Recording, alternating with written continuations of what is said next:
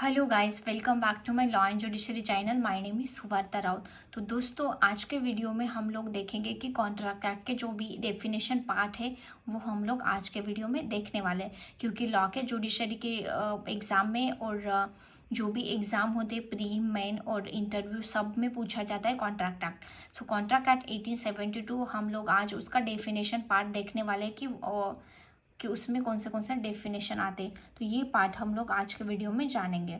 तो देखते ही पहला example, A person agreed to sell his house to a person B for 50 lakhs. तो यहाँ पे हम लोग देखेंगे ए ने अग्री किया है कि वो उसका हाउस बेचना चाहता है 50 लाख रुपीस में, और बी को बेचना चाहता है। तो यहाँ पे हम लोग देखेंगे कि जब A person agrees to his sell करने के लिए अग्रीज है उसका हाउस बी को, तो हम लोग इसमें जानेंगे कि यहाँ पे उसका कंसिडरेशन क्या होगा, ऑफर कैसे होगा, एक्सेप्टेंस कैसे होगा। तो यहाँ पे हम लोग देख लेते दूसरा पार्ट जो भी है वो हम लोग देखेंगे कि प्रपोजल है। तो प्रपोजल हम लोग देखते हैं यहाँ पे कि यहाँ पे जो प्रपोजल है, प्रपोजल और ऑफर क्या है कि वो ए है जो एग्री किया है कि उसका हाउस जो है उसको सेल करना है बी को। तो यहाँ पे हो गया ये प्रपोजल, ऑफर हो गया। ये दोनों सिमिलर वर्ड है। जब बी उसको एक्सेप्ट करेगा, बी जब उस ऑफर को बोलेगा कि yes I am ready to buy, तो यहाँ पे जब बी बोलेगा कि मैं ये घर लेने के लिए तैयार हूँ, वो एक्सेप्ट करेगा, तो यहाँ पे हम लोग देखेंगे तब हो जाएगा ये एक्सेप्टेंस बन जाएगा। तो यहाँ पे जब प्रपोजल ऑफर एक्सेप्ट किया जाएगा तो इट्स बिकम प्रॉमिस। तो यहाँ पे सेक्शन 2B कहता है तब प्रॉमिस बन जाएगा आपका। जब बी ने उसको एक्सेप्ट कर लिया, मैं घर लेने के लिए तैयार हूँ 50 लाख में, 50 लाख में, तो ये हो गया आपका एक्सेप्टेंस। तो हम लोग अभी देखेंगे कि what do you mean bye proposal, और प्रपोजल हो गया, एक्सेप्टेंस हो गया। तो अभी देख लेते हैं कि अग्रीमेंट क्या कहता है। प्रपोजल प्लस कंसिडरेशन मतलब होता है अग्रीमेंट। सेक्शन 2 इज डिफाइन करता है। Section 2 sub clause E is define proposal plus consideration means agreement. तो हम लोग जान लेते हैं कि what do you mean by agreement. तो यहाँ पे हम लोग देख लेते हैं, every promise and every set of promises forming the consideration for each other is an agreement. उसका मतलब मैं अच्छे से समझा दूंगी, बस उसका पहले हम लोग देख लेते हैं कि what do you mean by agreement. देखने से पहले हम लोग जान लेते हैं कि अग्रीमेंट का हम लोग देख लिया, proposal plus consideration means agreement. हम लोग देख लेते हैं कि अग्रीमेंट क्यों इंपॉर्टेंट है, और कॉन्ट्रैक्ट की डेफिनेशन तक पहुंचने के लिए बीच में इन्फोर्सिबिलिटी आ जाता है। तो ये इन्फोर्सिबिलिटी का मतलब क्या होता है ये दोनों जान लेते हैं। पहले हम लोग देखते हैं contract act. Contracts means section 2 कहता है, सेक्शन 2 सब क्लॉज एच कहता है an agreement enforceable by law is a contract. तो यहाँ पे क्या क्या किया है, फर्स्ट पॉइंट हम लोग देख सकते हैं।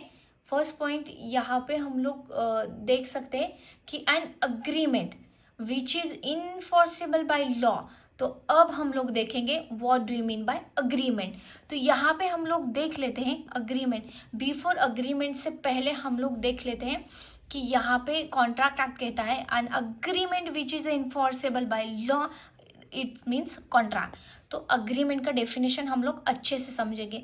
एवरी प्रॉमिस, जो भी प्रोमिस है, जो भी वादा है, एवरी सेट ऑफ प्रोमिस, जो भी वादे हैं, यहाँ पे प्रोमिस शब्द यूज किया।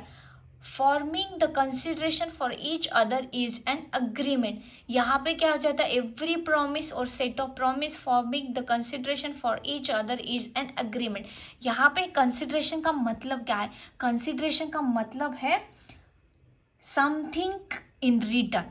हम लोग बोलते हैं consideration is nothing but something in return. Section 2D में दिया गया है, उसको सब क्लॉज डी में डिफाइन किया गया है। उसका डेफिनेशन पार्ट हम लोग बाद में देखते हैं। तो यहाँ पे अग्रीमेंट क्या हो गया, अग्रीमेंट को समझने के लिए हम लोग एक एग्जाम्पल देखते हैं। हम लोग एग्रीमेंट डिस्कस करते हैं कि रेंट एग्रीमेंट, आमतौर पर बहुत ज़्यादा रेंट एग्रीमेंट हम लोग देखते हैं। ये कॉमन एग्जांपल है इसलिए मैं ये लेना चाहूँगी। रेंट एग्रीमेंट ए और बी के बीच में हुआ। ए उसका रूम रेंट पे देने के लिए बी को अग्री करता है।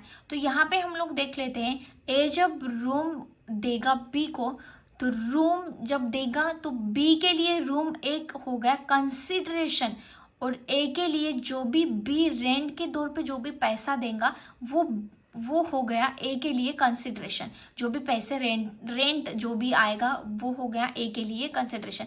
बी के लिए कंसिडरेशन क्या हो गया, बी के लिए यहाँ पे हो गया उसका रूम, ए का रूम जो है वो कंसिडरेशन हो गया। तो यहाँ पे for each other is an agreement. यहाँ पे क्या बोला जाता है, the consideration for each other is, यहाँ पे लिखा गया है, हम लोग देख सकते हैं कि the consideration for each other is an agreement. तो यहाँ पे हम लोग देख सकते हैं, तो यहाँ पे हम लोग देखेंगे कि कॉन्ट्रैक्ट की डेफिनेशन में यहाँ पे बोला गया है agreement bye law is a contract and agreement enforceable by law is a contract. तो अग्रीमेंट हमने देख लिया कि अग्रीमेंट क्या कहता है।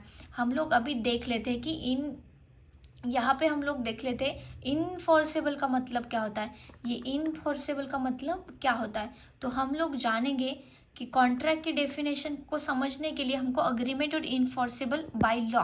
तो यहाँ पे इनफोर्सेबल बाय लॉ का मतलब क्या होता है, जब हम लोग देखते हैं कि आजकल के ज़माने में अमेज़न चल रहा है, देन फ्लिपकार्ट चल रहा है, देन बहुत सारी ऐसी वेबसाइट्स, बहुत सारी ऐसे ऑनलाइन शॉपिंग है जो हम लोग करते हैं। तो यहाँ पे मैं एग्जांपल देना चाहूँगी।